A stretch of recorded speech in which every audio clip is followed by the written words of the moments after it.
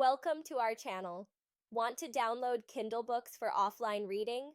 Follow these simple steps to build your digital library and read anywhere without internet. Step 1. Open the Kindle app on your device. Make sure you're signed in with your Amazon account that has purchased books. Step 2. Navigate to your library section. This displays all books associated with your account, both downloaded and in cloud. Step 3. Find books showing a cloud icon. These are purchased but not downloaded to your current device. Step 4. Tap the cloud icon or book cover. The download will begin automatically, shown by a progress indicator.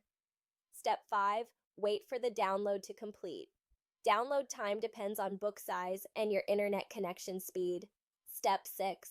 Look for the checkmark indicating completion.